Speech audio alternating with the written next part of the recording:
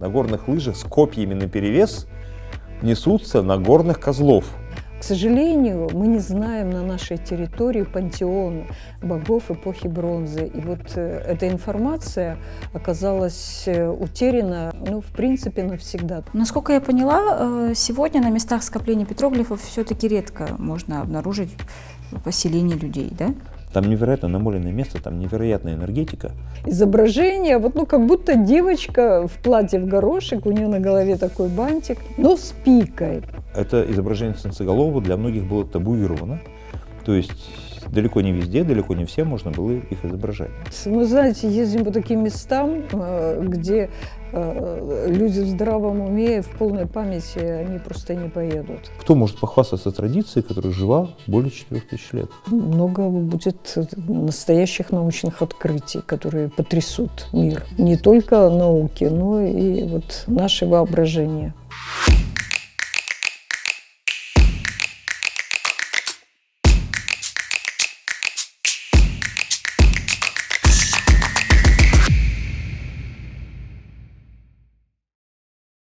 Далеко не все, сказанное президентом на национальном Курултае в Кызылорде, получило широкое обсуждение в обществе. К примеру, тема петроглифов. Наскальное искусство, которому больше 4000 лет, как-то незаслуженно потерялось среди громких заголовков. А ведь Касым-Жомарт Токаев не в первый раз акцентирует внимание на петроглифах. Еще на 3-м заседании национального Курултая он поднял вопрос их сохранности, а в этот раз на 5-м заседании заявил, что петроглифы заслуживают включения в список всемирного наследия ЮНЕСКО. Почему эта тема так важна, обсудили в нашем очередном выпуске. Салем достар, вы на канале Казах Culture. Меня зовут Жансулу Айджанова. Сегодня поговорим о том, почему же Казахстан называют страной петроглифов. У нас в гостях представители фонда «Охотники за петроглифами» Ольга Николаевна Гумирова и Юрий Дорохов. Хош келдиңиздер. Здравствуйте, с удовольствием участвуем в этой передаче. Ольга Николаевна, Юрий, вы журналисты, представители другой профессии, не археологи, да? Как же вас привело в эту деятельность? Все мы родом вышли из детства. Я в детстве очень увлекалась историей, и перед поступлением в университет у меня стоял выбор: на факультет истории поступить или на журналистику. Я выбрала журналистику, и, в общем-то, я не прогадала, я очень любила и люблю свою основную профессию. Но мечта, знаете, сделать какое-нибудь крупное археологическое открытие. Мои ровесники, ребята чуть помладше, зачитывались книгами по истории. В том числе все знали Шлимана, как он открыл Трою. Это просто фишка такая была. И когда предоставилась такая возможность, я хочу сказать, что цените своих друзей детства. Друг детства предложил мне поехать в археологическую экспедицию с его учениками и в команде Алексея Николаевича Марьяшева и Александра Горячева, профессиональными археологами. И я подумала и рискнула. Меня, правда, взяли туда поваром, готовить я не умела и не люблю. Но все дети остались живы, никто не пострадал. И Михаилу Чернову, моему другу детства, не было за меня стыдно. И выяснилось, что я попала на один из самых ярких, удивительных просто памятников Евразии, крупнейшее скопление Евразии, Ешки-Эльмес. И я часов до 11 готовила завтрак, обед и уходила вместе с группой на скалы. И меня рисунки потрясли. Я вообще много лет занималась в изо-студии. В общем-то, интересовалась, была графика. И эти высокохудожественные, так можно характеризовать эти рисунки, они оставили глубочайшее впечатление. Ну и оказалось, что у меня хорошая физическая подготовка, такая цепкость есть. Алексей Николаевич Марьяшев, он доктор исторических наук, известный альпинист и скалолаз. Он пригласил меня в команду. И вот с 95-го года я занимаюсь конкретно петроглифами, потому что это моя страсть. Юра, у вас какая история? Я по образованию историк, я закончил ИСТФАК, преподавал в школе, преподавал в ВУЗе историю, но в какой-то момент ушел в журналистику, потому что платили мало, нужно было зарабатывать деньги, кормить семью, но интерес к первой профессии всегда оставался. В какой-то момент мы с другом начали ездить по древним городищам, смотреть какие-то древние памятники для себя.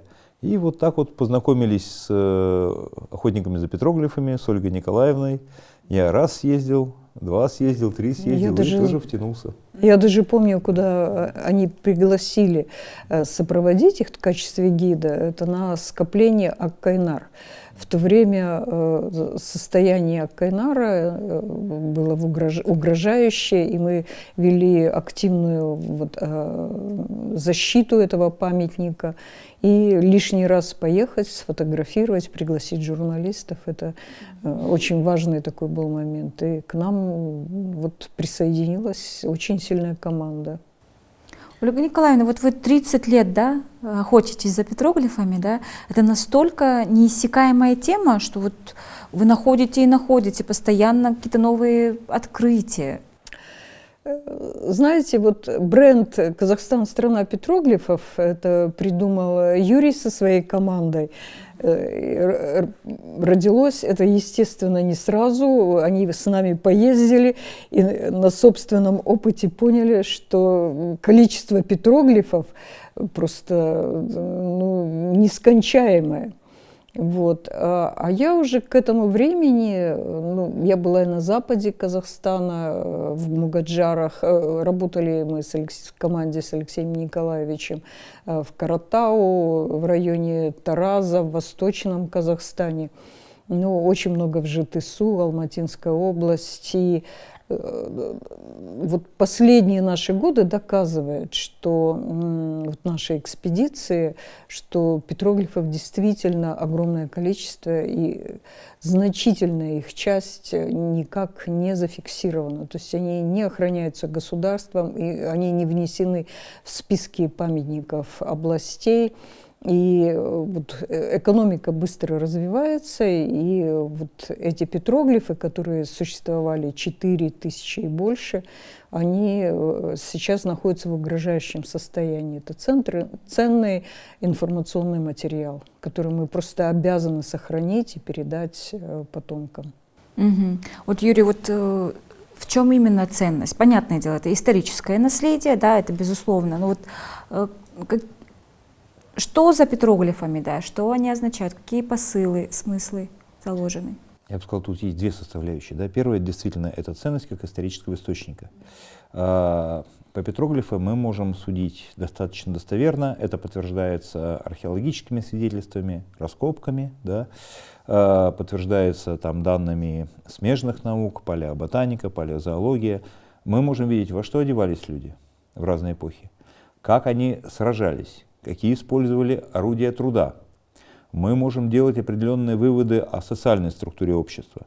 Например, бронзовая эпоха, это вот 4-3 тысячи лет назад, на петроглифах практически очень редко встречаются изображения женщин.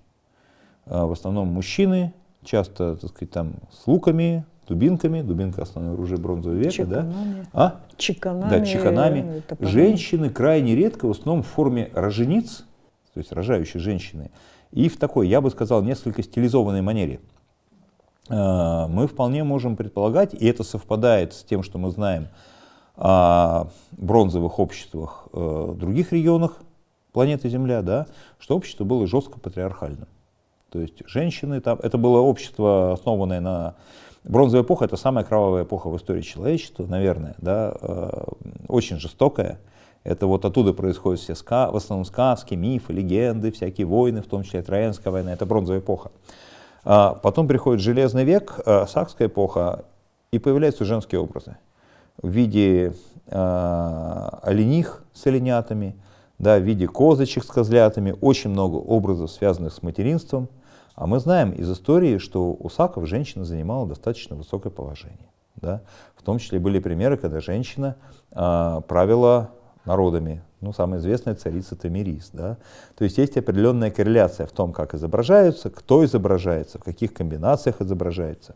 Мы можем судить о духовном мире людей, о том, во что они верили, что было важно для них, да, чему они поклонялись. Мы можем судить о перемещениях народов и племен. Например, вот казахские тамги — это очень ценный источник по истории казахских ру. Да, мы постоянно находим изображения различных тамг. Это позволяет уточнить, когда какой род куда пришел, когда какой род оттуда ушел. Иногда тамга какого-то рода обнаруживаются в неожиданном месте, где думали, что не было этого рода. Да? Вот, значит, они туда приходили, либо воевали, либо там жили. Вот. Есть такой профессор Подушкин Александр Николаевич, да, в Шымкенте. Он копает государство Кангюй, государство, которое существовало 2000 лет назад на юге Казахстана, самое первое государство. Вот он достаточно уверенно идентифицировал на глиняных сосудах и на кирпичах тамги рода Канлы. Род существует до сих пор. Тамга у него существует до сих пор. Вот. Да, то есть истоки этого рода, и он живет в тех же самых местах, да, то есть истоки этого рода, они лежат вот как минимум 2000 лет назад. Да, и это далеко не единичный пример. То есть петроглифы дают огромное количество информации о том, как жили люди, во что верили, во что одевались, о жизни предков. Но в петроглифах есть еще и, я бы сказал так, эмоциональная составляющая. Во-первых, все равно это немножечко загадка. Да? Мы не слышим речи этих людей, тех, кто рисовал. Они не могут нам объяснить, какой они смысл вкладывали. А смысл не всегда понятен. И нам приходится об этом догадываться, строить гипотезы, да, предположения. Раскрывать секрет петроглифов как детектив. Раскрывает, или там дешифровщик, да, криптолог раскрывает какой-то шифр. Загадка всегда манит, это безумно интересно. Особенно, когда ты видишь новые петроглифы, мы действительно постоянно находим, ну, каждый год мы находим несколько новых скоплений. На известных скоплениях мы находим петроглифы, которые раньше, их, может быть, не видно было, потому что солнечный луч не так падал. Да, тут бац-петроглиф выясняется, или там обрабатываем в специальных программах изображения, выясняется то, что не очень видно невооруженным глазом. Продолжаем. И когда ты видишь изображение, которое до тебя не видели или не замечали 1000, 2000, 3000 лет, да? а ты наконец это видишь, ну это как охота, только зверей убивать не надо. Почему мы называем охотники за петроглифами себя? Если позволите, тут еще один момент, да? Вот на Святой Земле в Израиле говорят, что стена плача Иерусалимского храма, наша западная стена, последнее место, где ощущается присутствие Духа Господа. Вот. Я там был, и там действительно, ну, конечно, там очень намоленное место, да, там какая-то совершенно особая атмосфера, энергетика. Но я когда там был, у меня возникло ощущение, что я где-то подобное уже испытывал. А потом я понял, на Танбалах. Танбалы — это вот где знаменитые рисунки солнцеголовых. Там место оставалось, вот-вот, да, там место было святым на протяжении более 3000 лет. Там оно стало священным до того, как был построен первый Иерусалимский храм за несколько столетий. И оставалось священным почти на 2000 лет дольше, чем, вот, собственно говоря, холм в Иерусалиме, да, после того, как уже был снесен храм. Там до конца 19 века отмечали Наурыз, а может быть и позже. Там невероятно намоленное место, там невероятная энергетика. И когда ты приходишь на места скопления петроглифов, ты эту энергетику чувствуешь. Ты чувствуешь свою связь с временем, ты чувствуешь связь с людьми, которые жили раньше, чувствуешь связь с предками, чувствуешь связь с древними традициями. Это непередаваемое ощущение. Кстати, вот, да. Можно я хочу просто добавить, Юрий говорил о том, что это такой детектив, поиски версий, что именно изображено на рисунках. К сожалению, петроглифы так активно у нас стали исследоваться, ну, не более, наверное, 4 десятилетий. И, скажем так, не очень много у нас ученых, которые напрямую занимаются петроглифами. И из-за того, что вот в государстве такая бурная хозяйственная деятельность, рисунки уничтожаются. Вот пример гор Архарлы – это такой яркий пример, яркая такая ситуация. И мы с командой «Охотники за петроглифами» мало того, что, в общем-то, исследовали этот памятник, мы еще и принимали вот в паспортизации совместно с командой Института археологии во главе с Александром Анатольевичем Горячевым. И вот он до сих пор, знаете, страдает из-за того, что часть скоплений в этом крупном святилище были разрушены до основания. У него есть такое предположение, когда шла обработка материала, у него появилось предположение, что каждое скопление вот в центральной части, оно было посвящено какому-то божеству эпохи бронзы.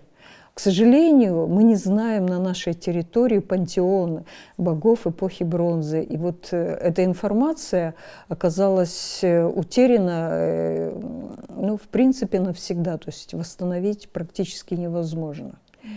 Это вот одна из таких драм, и поэтому наша вот команда старается максимально помогать профессиональным археологам, центрам охраны историко-культурного наследия в сохранении таких скоплений. Угу. В общем, есть тесное сотрудничество с научным сообществом. Да. Ага. А кто читает петроглифы? Знаете, это одна из наиболее молодых специализаций в археологии. Вот у нас скопление Танбалы-Тас, где солнцеголовые, было открыто в 1957 году. Вот активно исследовать крупнейшие памятники Европы Волкомоника стали в 60-е годы. И вот информации, ученые начинали с нуля, и приходилось и вырабатывать методику исследования петроглифов, пытаться понять, что именно изображено. Потому что петроглифы – это не картинки из жизни, то есть это не зарисовки из жизни, это сложная такая символическая картина мира, где каждый персонаж играет определенную роль, имеет значение даже как взаимодействуют между собой разные фигуры. Вот. И ученым для того, чтобы понять, о чем идет речь, им необходимо собрать большой материал. И вот еще и подтвердить каким-то либо другим способом, например, раскопками.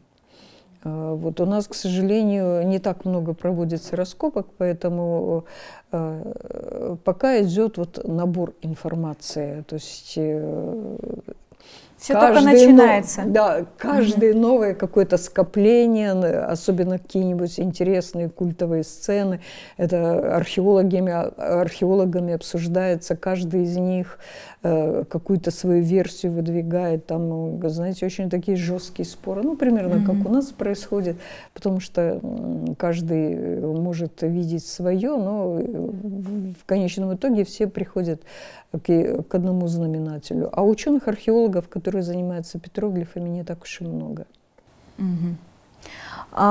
Есть предположение, вот кто, например, в общине рисовал, наносил петроглифы? Это были специальные люди или это, в принципе, каждый мог делать? В разные эпохи, судя по всему, по-разному, потому что люди менялись, народы менялись, да, приходили новые племена, которые жили постоянно, например, саки жили около 1000 лет. За это время они очень сильно изменились. Да? Посмотрите, как изменились, например, тюрки за последние 1000 лет. Совсем другие Тюрки остались теми же тюрками, да, но сменились народы, сменились культурные традиции, да. Прогресс не стоит на месте, все меняется. Вероятно, что какие-то рисунки можно было рисовать только отдельным людям, например, жрецам. Скажем, очень редко встречаются фигуры станцеголовых. Они есть, но не часто. Видимо, это изображение станцеголового для многих было табуировано. То есть далеко не везде, далеко не все можно было их изображать. А, например, изображение вот котликов, да, таутике, это, наверное, самый популярный рисунок, да, они очень многочисленные, массово, просто массово встречаются. Их, видимо, использовали и как маркировка троп, и как маркировка границ скоплений, и в сценах с охотничьей магией, да, может быть, еще в каких-то целях. Они, вероятно, были символом, символизировали как бы вестников между верхним миром и миром людей. Вот. И они рисуются, часто видно, что рука рисовала неопытная. Иногда прям шедевральные рисунки, иногда видно, что рука неопытная, начинающий художник или человек, который не очень часто рисует. Вероятно, их рисовали многие. Может быть, любой охотник, если это было связано с охотничьей магией, например. Да? Вот. Поэтому в разные эпохи было по-разному. Скажем, рисунки вот, времен тюркского каганата, часто обычно это воины, чаще всего, конные и пешие, чаще конные, но бывают и пешие воины. Вот знаменитый сюжет — это всадник, тяжело вооруженный всадник, так называемый катафрактарий, в тяжелом доспехе, с копьем, со знаменем, штандартом. У нас, ну, как вот на гербе Якутии, например, у нас тоже есть великолепнейшие рисунки. Например, в Ардакуле там прям шедевр. Ну, да. Да. Рядом с ним два рисунка, тоже всадник с копьями, но уже манера попроще. Видно, что художник был не такой опытный. А может, это тот самый художник был, просто вот он учился как бы рисовать и в итоге создал шедевр. Да? Вот. Вероятнее всего это рисовали, судя по высокой манере исполнения, люди, которые на этом специализировались.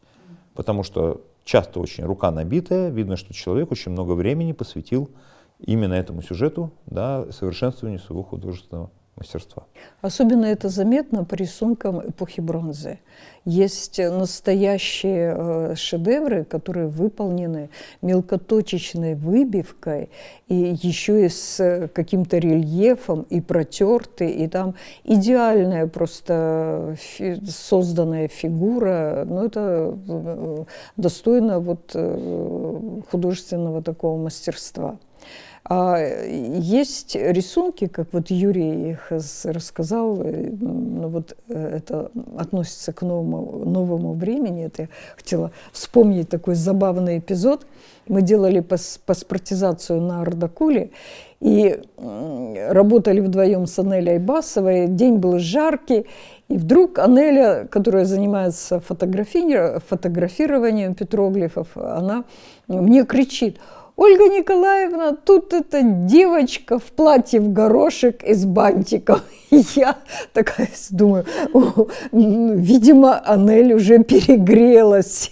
Я не поверила. Потом я добираюсь по скалам, там очень сложный такой рельеф, добираюсь по скалам к этому рисунку и начинаю хохотать, потому что действительно изображение, вот, ну, как будто девочка в платье в горошек, у нее на голове такой бантик, но с пикой, понимаете? Мы начали, потом уже, когда приехали, начали разбирать этот рисунок. Это оказалось, это воин времен джунгарского противостояния. То есть, да, а бантик — это, извините, такие вот перья на голове.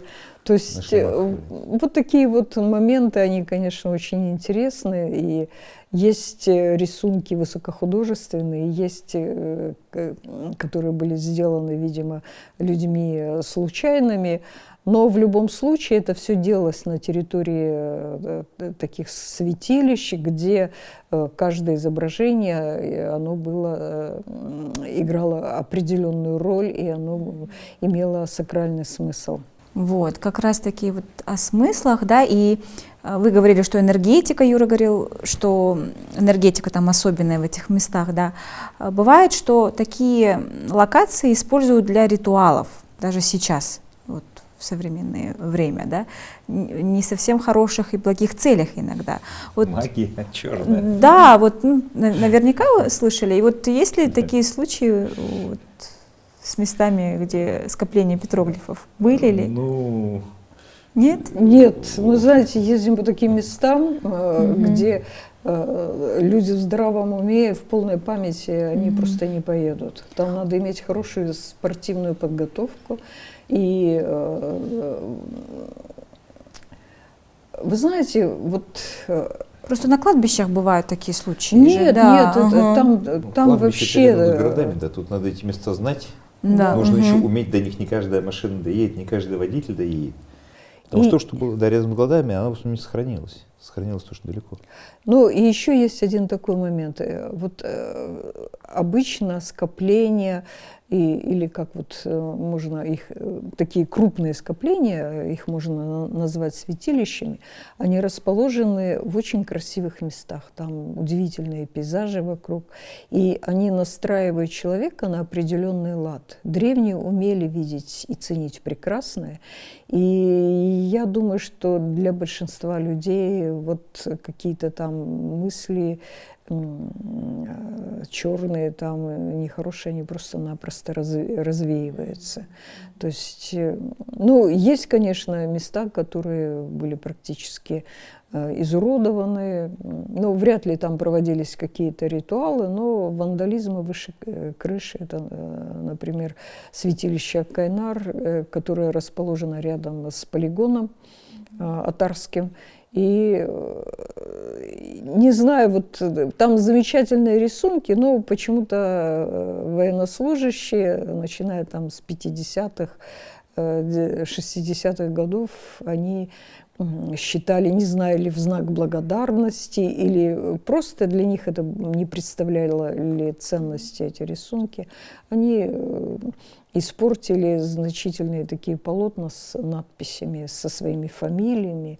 Призыв такого-то да. года, да? Да. И вот, ну, не знаю, как ритуал это воспринимать или нет.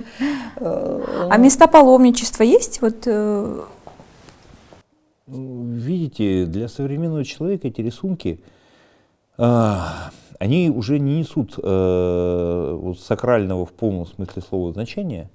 Это традиции, которые были очень давно, да, которые сыграли свою роль в формировании как бы, современных взглядов и традиций. Но, во-первых, как бы, традиция уже поменялась, да. То, что прочитать петроглифы в полном смысле слова, даже для специалистов часто предметы спора, что означает та или иная сцена, что означает та или иная композиция. Да. Для обычного человека, не специалиста, это часто вообще загадка, и, соответственно, сакральным смыслом люди это не наделяют.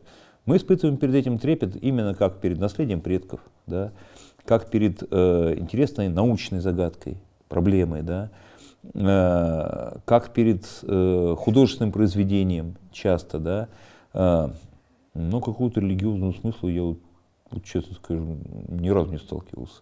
Вот. Это было слишком давно. Да. Ну, примерно как люди, извиняюсь, да, люди все знают Акрополь в Афинах, да, храм. Главный храм, где Парфенон, да, храм Афины Паллады был. Туда приходят, наверное, десятки миллионов туристов каждый год. Да. Там фотографируются, прикасаются к камням, люди испытывают трепет. Но это трепет не религиозный. Есть один такой момент очень важный, который мы прослеживаем практически на каждом скоплении крупном. Вот непрерывная традиция существовала от 4000 лет, примерно где-то до середины 20 века. А потом происходит какой-то обрыв. То есть поколение происходит такой провал, и люди перестают относиться к этим местам как к священным.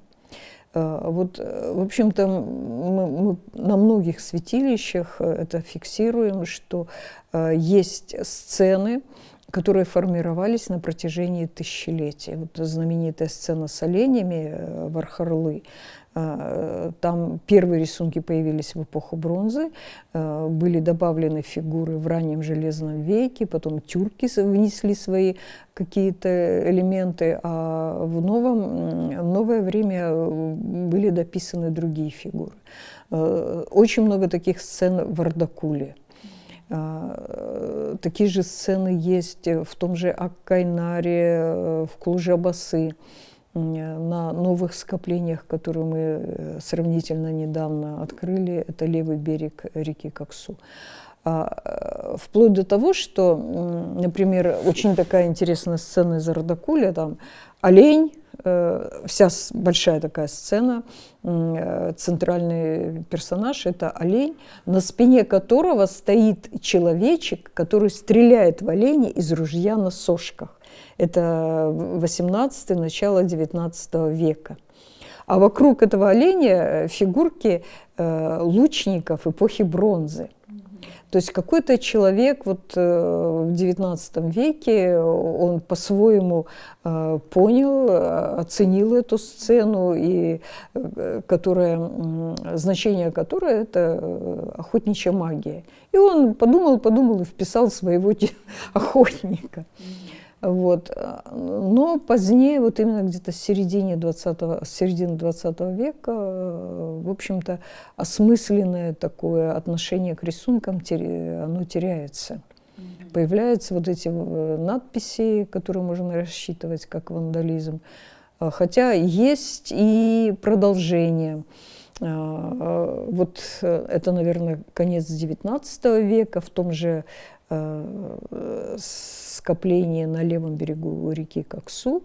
Вот рядом с рисунками, недалеко от могильников и поселений, есть надписи на казахском языке, выполненные арабицей. То есть и эти надписи, они имеют отношение к конкретным людям, там сообщается о том, что такой-то человек там упокоился. То есть вот такой вот момент. Да, то есть надписи до советского периода. Да, и, по-моему, это, вот наверное, средневековье есть еще уже, да? с рождением связано. Да, ну есть специалисты говорят, что до сих пор в некоторых, особенно южных регионах Казахстана, жива традиция, когда рождается сын в семье, да, отец идет и выбивает на скалах его имя, дату рождения.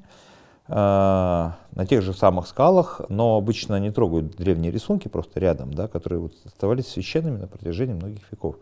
Я сам видел такие надписи на арабице, на латинице, на кириллице.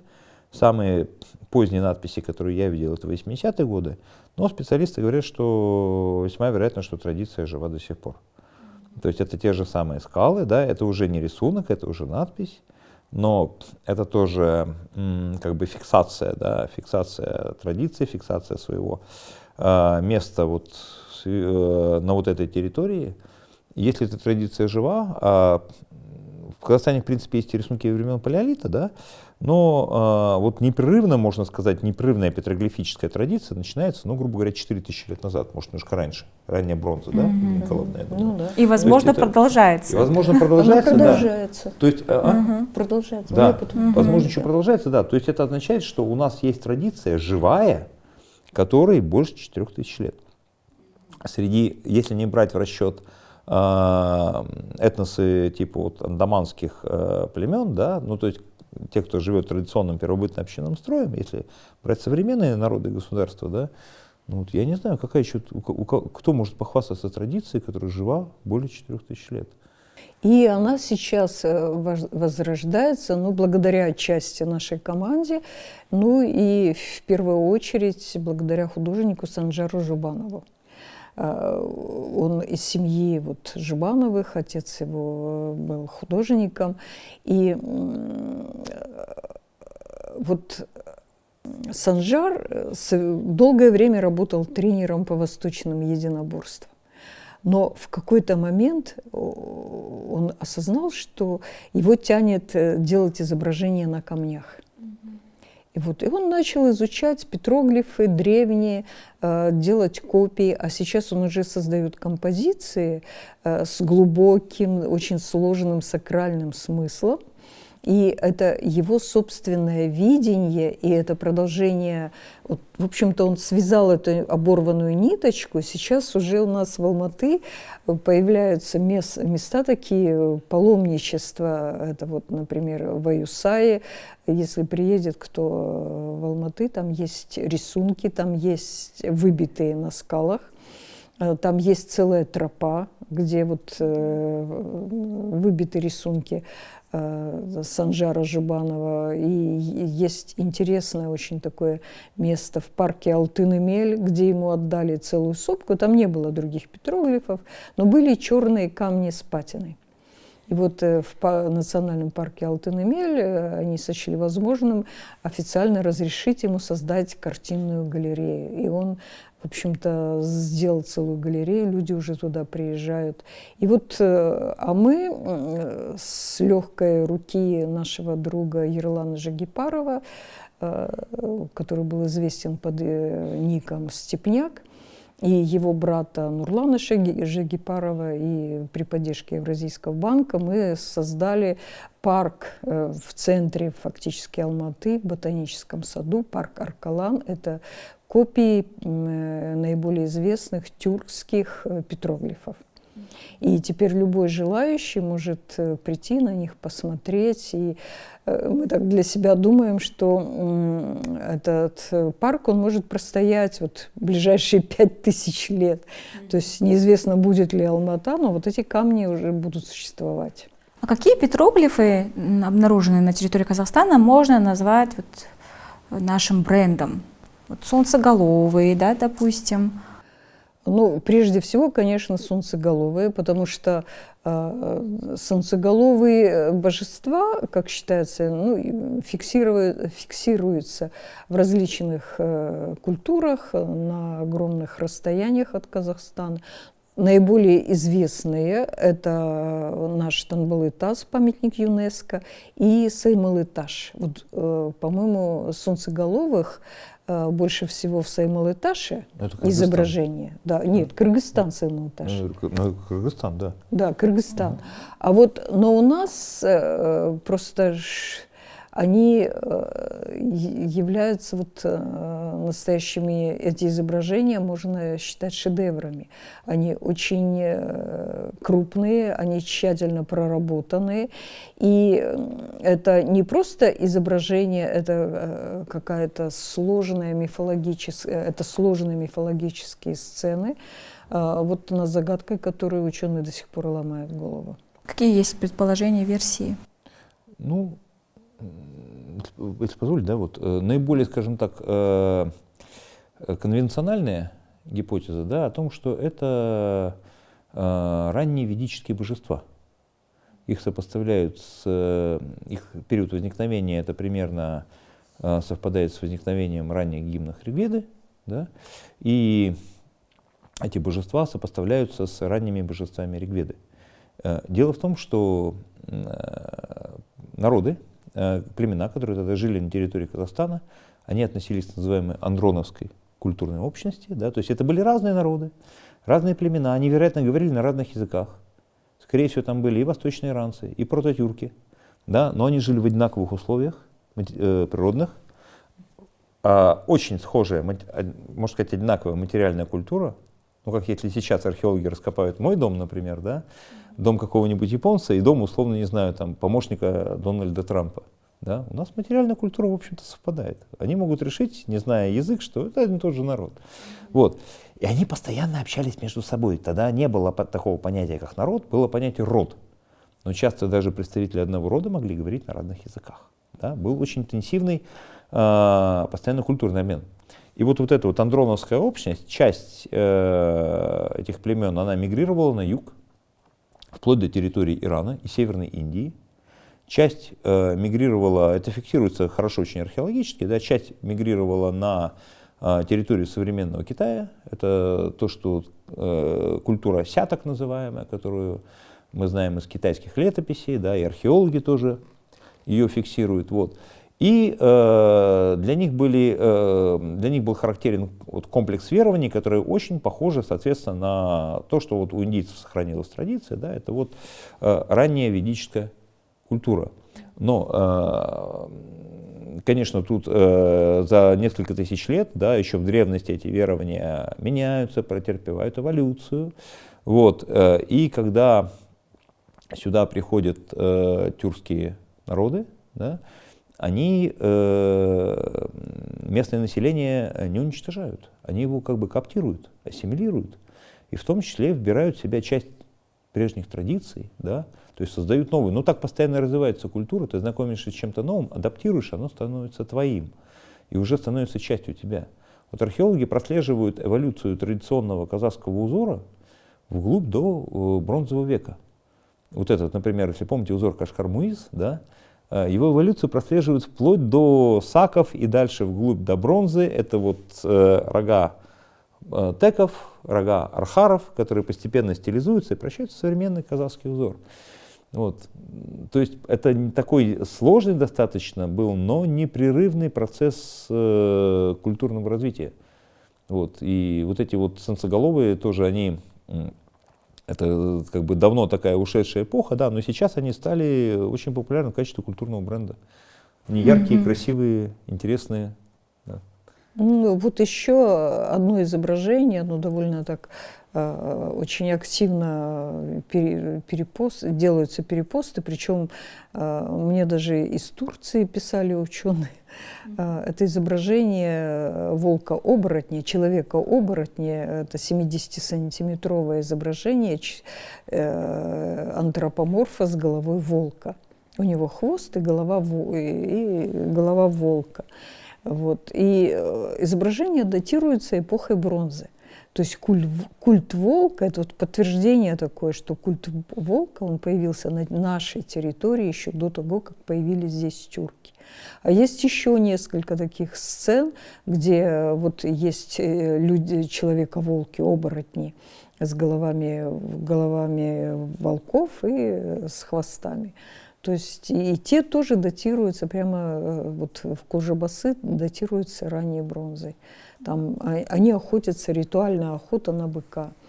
Ну, скорее всего, это имеет отражение инициации мальчиков, потому что в древности об этом сохранились этнографические данные там, и другие вот материалы, говорящие о том, что вот мальчики подросткового возраста, проходящие инициацию, либо у них был тотемом, либо они из себя изображали волков и подражали волчьей стае, либо собак.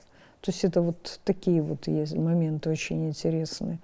Но с этими сценами, конечно, надо много работать, и археологи стараются их интерпретировать. И, естественно, просто крайне необходимо проведение раскопок для того, чтобы был найден специальный материал археологический, который бы подтверждал вот, выводы, которые сделали на основе рисунков. Я просто вместе с Алексеем Николаевичем и вот нашими еще там товарищами ездили в Алкамонику, это Северная Италия. Это считается один из самых изученных памятников на территории вообще всей планеты.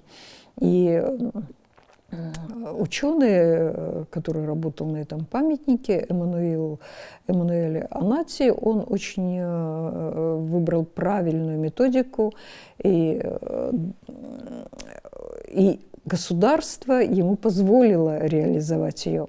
Он проводил раскопки, и в ходе которых удалось установить, что рисунки на скалах – это не плод фантазии, а вполне имеют под собой реальную основу. Они нашли и наконечники стрел, копий, которые выбиты на этих скалах, вплоть до того, что жилища на сваях были выбиты.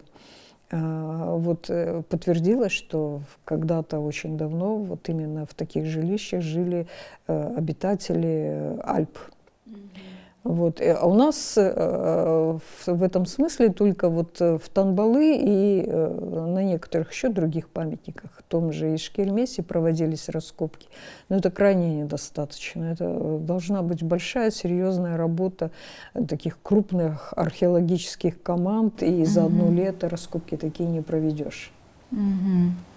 Тем более тут есть уже хорошие примеры вот с колесницами, да? Да. Очень много встречается рисунков колесниц. В бронзовом веке можно сказать, что Казахстан был страной колесниц. Ну, Казахстан и прилегающие территории, да, тогда примерно одинаковая культура была у нас, вот на территории Кыргызстана, Узбекистана, там Алтай. Вот. И во время раскопок, да, ну, которые проводились в Центральном Казахстане, в Северном Казахстане, там, в районе российского Урала, Алтай, да, действительно фиксируется, что колесницам придавали большое значение. Так называемые предметы колесничного комплекса находятся в некрополях, да, в захоронениях. Иногда колесницу ставили, иногда зарывали колеса, иногда символически. Дерево истлевает, но сейчас уже научились определять вот остатки этого дерева, да, в почве.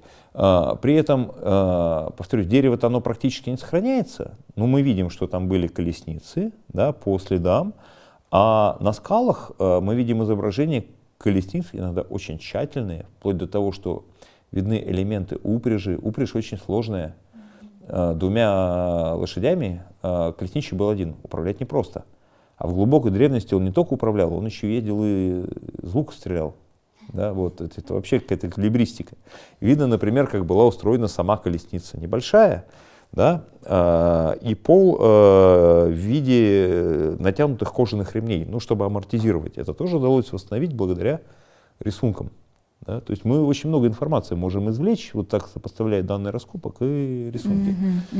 Кстати, вот по количеству изображений колесниц Казахстан, в принципе, впереди планеты всей. И в частности, больше 100 колесниц выбито на памятнике Ешки-Эльмес. Причем они... Только в одном месте. Да, они такие изящные. Но проблема в том, что вот этот памятник до сих пор не до конца изучен. Он в 1982 году был открыт командой Алексея Николаевича Марьяшева и студентами КАСПИ. Вот. Но он не изучен, потому что это там сложный очень рельеф. И петроглифы, они выбиты на скальных бастионах, покрытых, труднодоступных скальных бастионах, покрытых черной патиной. И некоторые рисунки видны буквально несколько, там, ну, час, там, 2 часа при определенном освещении. В другое время да, их просто невозможно ни отснять, ни увидеть. Вот. И вот это... Я думаю, что вот планируется паспортизация, документация этого памятника. Областной акимат совместно с Институтом археологии принял такое решение. Вот мы это в конце декабря об этом узнали. И я думаю, что на этом памятнике будет найдено огромное количество ранее неизвестных рисунков. И много будет настоящих научных открытий, которые потрясут мир. Не только науки, но и вот наше воображение. Если говорить о том месте, где больше всего расположено рисунков, где самая большая концентрация наскальных рисунков, это все-таки район Талдыкургана. Там этот город практически со всех сторон окружен скоплениями, и даже фактически на территории города Талдыкурган есть крупное скопление, такое как Кызылтас. Это вот 1,5 километра от конечной остановки автобуса. И там находится, ну, в свое время это скопление чуть не уничтожили, когда там приняли необдуманное решение сделать карьер для добычи диорита. Ну вот благодаря совместным действиям вот нашей команды, волонтерам из Талдыкургана во главе с Динарой Сериковой, депутатам нашим. И, собственно говоря, и акимат встал на нашу сторону. И в итоге сейчас уже вот в этом месте будет создаваться этнопарк, охраняемая зона, этнопарк. И люди, не только жители города, но и туристы, они смогут получить возможность побывать на этом памятнике, потому что там рисунки вполне доступны. А вот такой памятник, как Ешки-Эльмес, это совершенно дикое место с крутыми склонами, с такими скальными опасными бастионами. Почему его выбрали в эпоху бронзы вот племена, которые жили на этой территории? Ну, это, видимо, со временем ученым удастся разгадать. Но там действительно уникальные рисунки. Говорят, что вы там обнаружили семью, проживающую именно вот в тех краях, да? Они когда-то были одни? Это левый берег. Это левый берег Аксу. Это совершенно неизученная территория. Там вообще в своде археологических памятников там всего несколько курганов зафиксировано. Но это тоже действительно очень сложное, труднодоступное место. Дороги, ну, для человека на лошади все нормально. Он может в любое время доехать куда хочешь. Вот. А на машинах туда добраться сложно. И мы в этом году работали на этом участке, потому что рядом планировалось строительство ГЭС. И по нашим предположениям, там должны были находиться археологические памятники. Вот наше предположение подтвердилось, и большую помощь нам оказали фермеры, которые владеют этой территорией. Вот. И, как выяснилось, это тоже такой удивительный для нас факт, что их предки, это жалаиры, их предки пришли на эту территорию вот еще в 17-18 веках. Вот, и они там обосновались. И так сложилось, что фактически вот их предки пасли там скот на этой территории, у них были там жилища. А сейчас вот их потомки тех, кто первым пришел на эту землю, они взяли в аренду эту территорию, и сейчас там несколько ферм расположено. И вот, знаете, очень такой важный момент, как относятся люди, зная, что это земля их предков. То есть там нет разрушенных, уничтоженных памятников. Там на этой территории мы не видели мусора. И самое главное, они, вот там большая такая семья, они прекрасно знают, где что находится, где там какие-то рисунки, где поселения, где могильники. И они нам очень сильно помогли, подсказывая, где вот расположены их памятники. Мы это все зафиксировали. Вся информация будет передана Институту археологии. И, кстати, в Институте археологии весной прошлого года открылся отдел казахской археологии. И вот уже специалисты всерьез займутся исследованием таких вот территорий, как та, на которой мы побывали прошлым летом. Угу. Насколько я поняла, сегодня на местах скопления петроглифов все-таки редко можно обнаружить поселение людей, да? Современных или древних? Сегодня. Я про сегодняшний. Сегодня? Да, Да, они редко. Просто рядом с современными поселениями, да, памятники, которые были, они, вероятнее всего, уничтожены в ходе развития городов. Вот около Алматы должны быть наскальные рисунки, да, потому что раньше там еще в 19-20 веках фиксировалось огромное количество курганов сакских, да, есть поселения бронзового века. Вот. Но в основном они были уничтожены в ходе развития городской застройки. Да, рисунков практически нет. Вот. А должны быть. Вот. А в соседних ущельях есть. Вот, скорее всего, город постепенно их уничтожил во время развития. Да. Сохранилось то, что на некотором удалении. Вот. То есть это не люди древние рисовали специально в укромных местах, потому что потомки будут жить там. Нет. Просто потомки уничтожили частично уже. Да. Ну, это неизбежный процесс, конечно. Но мы стараемся его затормозить или А остановить. где больше всего на территории Казахстана скоплений? Какие это регионы? Это Талдыкурган. Мы не зря его называем столица страны петроглифов. Потому что там он практически со всех сторон окружен скоплениями петроглифов.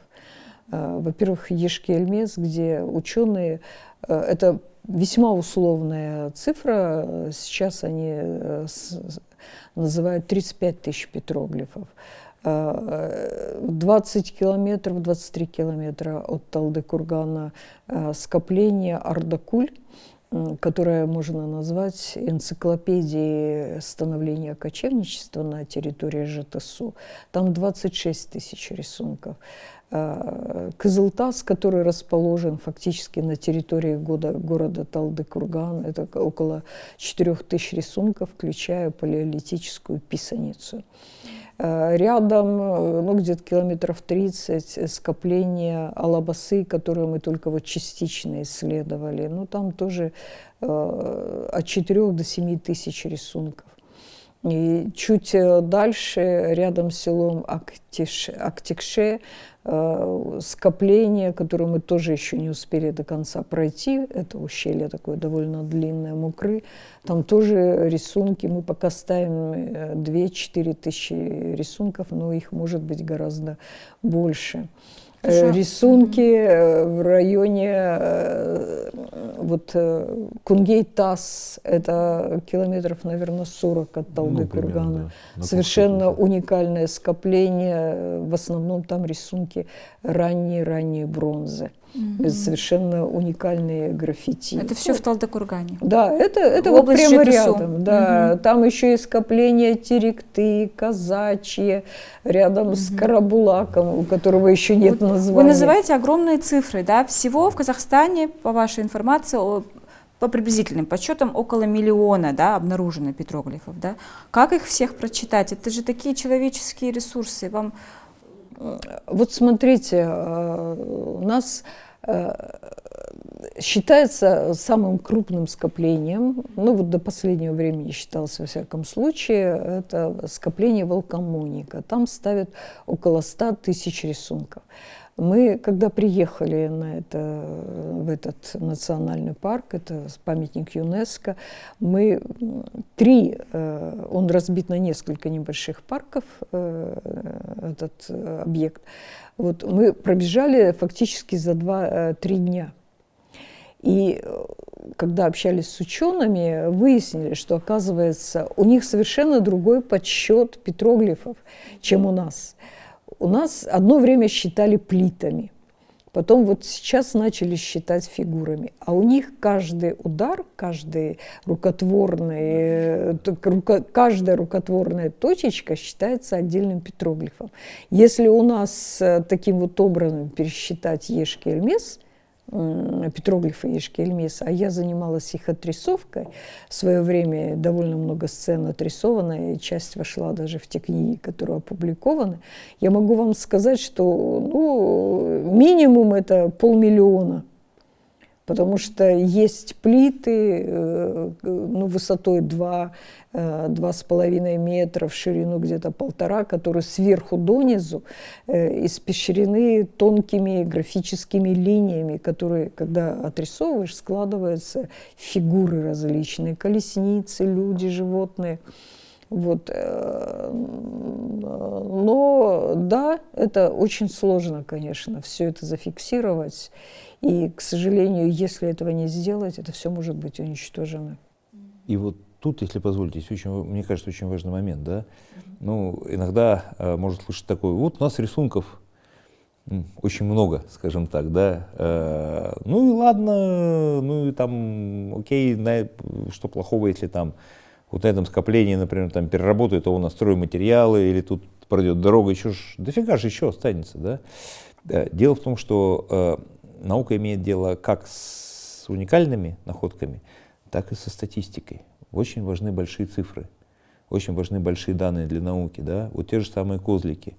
Их в разных местах рисовали по-разному, в разные эпохи, разные племена, разные рода, сопоставляя, да, где как рисовали. можно отслеживать перемещение родов, перемещение распространения культурных традиций, их эволюцию. Где-то больше рисовали волков, где-то больше рисовали оленей, где-то барсы, да? Где-то, например, очень редко встречаются изображения птиц, но есть места, где рисовали птиц. Да? И сопоставляя это с местами древних поселений, с тем, когда именно существовали эти поселения, с древними торговыми путями, с какими-то, скажем так, историческими хрониками, записями, сопоставляя именно большие данные, да, можно сделать очень много выводов. Если какое-то скопление или там даже несколько рисунков на нем уничтожено, все, картина уже неполноценная. Да. С каждым потерянным рисунком мы теряем частичку истории, которая уходит навсегда. А есть и уникальные вещи, и которые рисовались редко, как те же, например, солнцеголовые, да, или, может быть, нам не повезло, что-то дошло, что-то не дошло, и вот то, что дошло, тоже уникальное. Скажем, на Кунгейтасе, о котором упоминала Ольга Николаевна, да, были обнаружены изображения горнолыжников. Да. Горнолыжники Да. бронзового века. Уникальные сцены. Люди, это для всего да, мира уникально. Люди на горных лыжах, этим рисункам больше 3000 лет, может быть 3500 лет, на горных лыжах с копьями наперевес несутся на горных козлов, на Таутике. Да? И вот кто катается на горных лыжах, те представляете, что это такое еще с копьем наперевес. Скорее всего, это какой-то мифологический сюжет. Но раз изображены люди на горных лыжах, значит, они знали горные лыжи. Они катались на них. Неподалеку, кстати, там французы находили рисунок, где тоже горнолыжники, тоже уже из луков охотятся. Да? Это одни из самых древних изображений горных лыж. И редких. Да, и редких в мире. В Скандинавии есть чуть-чуть древнее. Чуть-чуть, но не сильно. Несколько да. сцен на Алтае. И Казахстан. Да. Родина горных лыж. Да. Ну реально, можно смело так говорить, да, по крайней мере, с улыбкой, но можно. Мы находили изображения людей на коньках. Бронзовая эпоха. Вот в Караганде есть институт археологии, там есть музей, да, там хранятся, тоже нашли коньки, костяные коньки бронзового века. Им больше 3000 лет. Это коньки, это установлено точно, там трассологи их изучали, да, соответственно, материаловеды их изучали, это коньки. И коньки есть на рисунках у нас. В Казахстан одна из, может быть, у нас не самые древние коньки в мире, но одни из самых древних. А может быть и самые древние, да, это, по крайней мере, это заявка. И на горные лыжи самые древние, по крайней мере, это заявка, да. Может быть, у нас их изобрели независимо. Это нормально, что в истории человечества одни и те же вещи часто изобретали в разных местах. Вот. И вот про солнцеголовых там мы уже говорили, да? И мы говорили о том, что на огромной территории культуры были похожи. Да? Вся Великая Степь, примерно одинаковые условия, очень похожие культуры. Великая Степь оказала влияние на все человечество. И на европейскую цивилизацию, да? И на индийскую, и на китайскую, и на иранскую. Тем более, что выходцы как раз с нашей территории, с Дэшта Кыпчак, да, мигрировали туда. Вот, тюрки заняли огромное пространство. Первый тюркский каганат простирался от Черного моря до Маньчжурии. Да. И вот эта длинная история потом, и история времен Чингисхана, и казахское ханство, и новое время, как говорят археологи, этнографическая эпоха, да, начиная с бронзового века до нового времени, у нас сохранилась вот эта вот огромная летопись в рисунках. И рисунки рисовали везде на земле. Все народы рисовали, ну, в большей или меньшей степени. Нам очень повезло в силу того, что у нас их рисовали чаще не краской, а на скалах. У нас много подходящих скал с хорошим нагаром.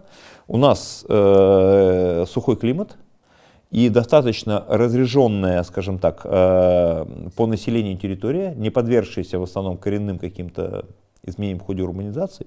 У нас это сохранилось. Да, другие народы это утратили, другие территории это утратили, у нас это сохранилось. И вот это, то, что у нас сохранилось, рассказывает не только про историю Казахстана, это рассказывает про всемирную историю. Потому что это мотивы, сюжеты, которые были характерны для культур на огромных территориях, раз. Сопоставляя эти рисунки с тем, что рисовали тоже волкомоники, да, вплоть до американских индейцев, можно находить общее, можно находить разное, сопоставлять, да, делать выводы. Как именно, а все общество проходит более-менее одинаковый этап развития, да, как развивались общества, какая, условно говоря, да, можно делать выводы, касающиеся очень далеких от нас культур, вот на основе сравнительного анализа. Поэтому казахстанское петроглифическое наследие, оно имеет не только казахстанское, оно имеет мировое значение, но это реально так. И, кстати, это подтверждается вот научными работами. Мы с Алексеем Николаевичем, ну это достаточно давно, собирали цепочку аналогий среди рисунков. И выяснилось, что от Северной Италии до Монголии в эпоху бронзы встречаются и сюжеты, и фигуры. Вот ощущение такое, что прямо делалось с какой-то кальки изображение. Вот это, ну, больше всего таких рисунков было сделано в эпоху бронзы. Это свидетельствует о том, что народ взаимодействовал, как племена общались между собой, и вполне возможно, вот Великий Шелковый, подтверждает, что Великий Шелковый путь начал действовать еще в эпоху бронзы. Еще и культура тогда не была настолько дифференцированная, она была... А вот в раннем Железном веке уже гораздо меньше совпадений. Да. И это как раз интересно, мы можем отслеживать, как культуры взаимопроникали, взаимообогащали друг друга, когда они были более унифицированными. Да? Ну, например, у нас остались рисунки петроглифов, да? В Древней Греции наскальных рисунков бронзовой эпохи, в общем-то, нет. Но там тоже в силу ряда причин остались и там, конечно, гораздо лучше изучены материальные остатки, да. Так вот, настолько, например, схожи элементы конской упряжи, так называемой псалии, что у нас археологи используют псалии древних микен, это эпоха Троянской войны, до Троянской войны, для датировок у нас, потому что они настолько схожи.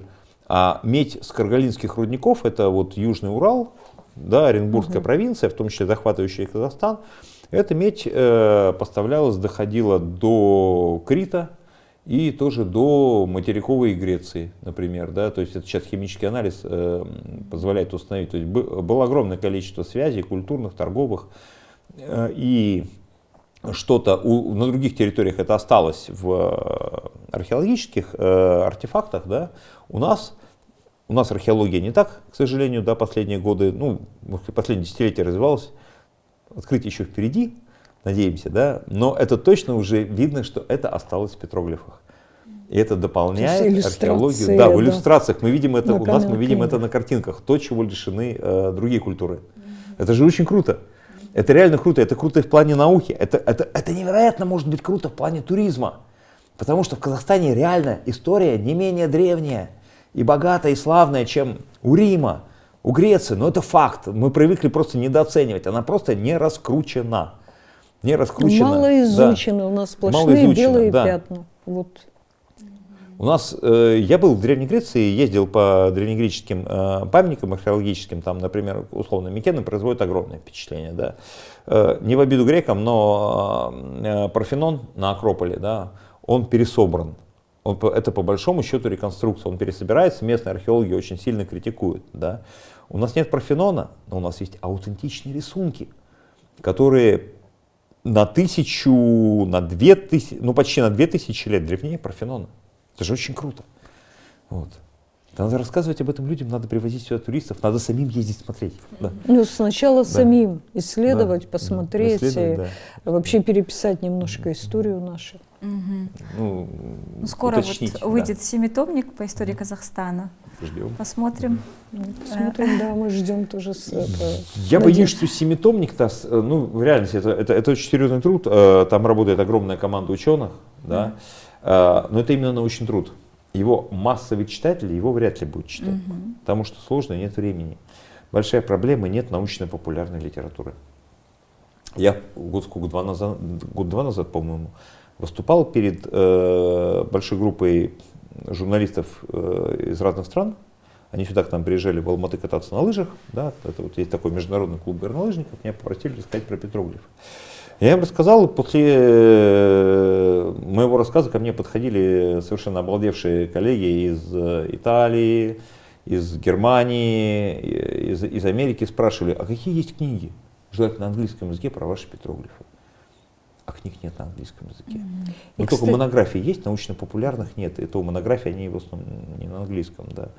На казахском, на русском языках и научно-популярных книг про Поэтому петроглифы мы нет. делаем такие программы, чтобы это здорово, рассказать спасибо вам, да. людям о таких интересных вещах. Кстати, вот в интернете мы тоже делали мониторинг информации на английском, французском, немецком языках о петроглифах Казахстана. Это минимум. Даже на русском языке и на казахском очень мало. То есть мы себя совершенно не умеем позиционировать. Вот то достояние просто тысячелетий мы не можем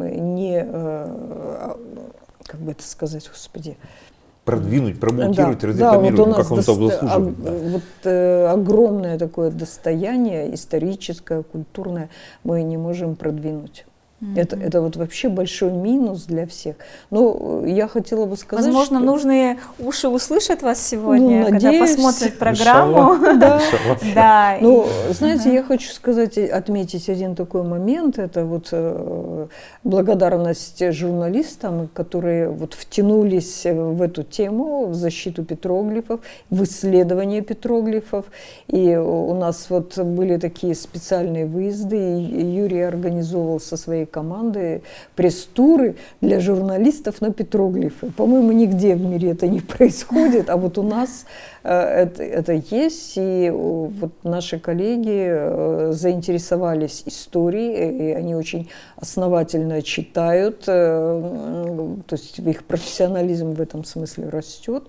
Я, знаете, хотела еще об одном очень важном моменте сказать, что мало, конечно, исследовать петроглифы, их фиксировать, документировать. Необходима работа по продвижению петроглифов. И вот наша команда, она тоже взяла на себя такую роль. Мы проводим лекции, встречи со школьниками, к сожалению, меньше, чем нам хотелось бы. Вывозим школьников в наши экспедиции, там, где достаточно безопасно для них, и позволяют вот условия, чтобы не было там опасных каких-то участков, скал там разрушенных и так далее.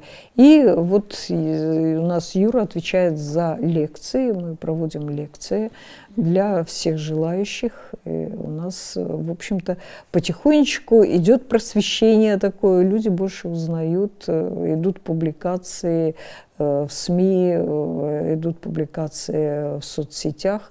И я думаю, что со временем вот информация о том, чем владеет наша страна, она станет более доступной. Мы очень рады, что на вопрос сохранения и продвижения научного исторического наследия, да, и поддержку исторической науки обратило внимание государства. Вот семитомник, который уже упоминался, да, вот, это в любом случае очень большой, очень важный вклад, шаг в этом направлении. Вот, вчера прошел 5-й Курултай, да, а на 3-м Курултае 2 года назад глава государства, выступая, он сказал, что не зря Казахстан называют страной петроглифов. И обратил внимание на недопустимость уничтожения исторического наследия ради какой-то сиюминутной выгоды, ради мелких бизнес-интересов.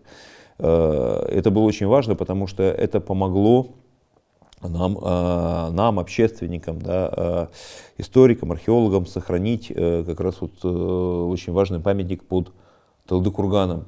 В прошлом году было ужесточено законодательство об охране памятников истории и культуры.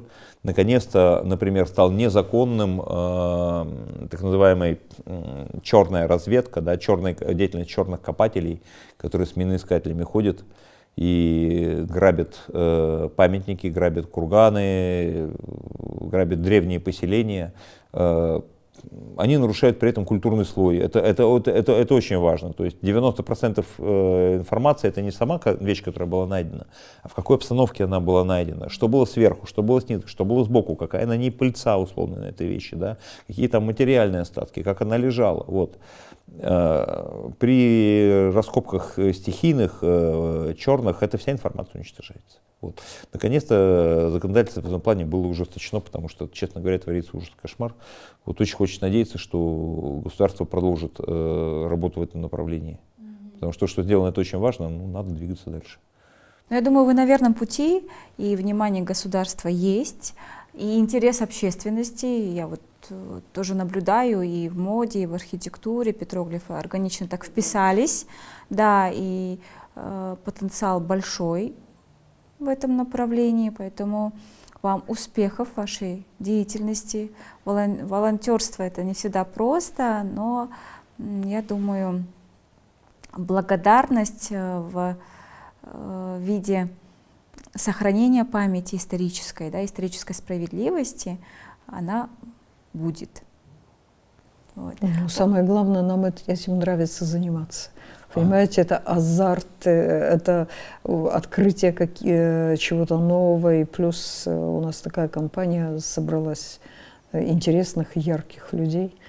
Так что Разных. Да, разных очень.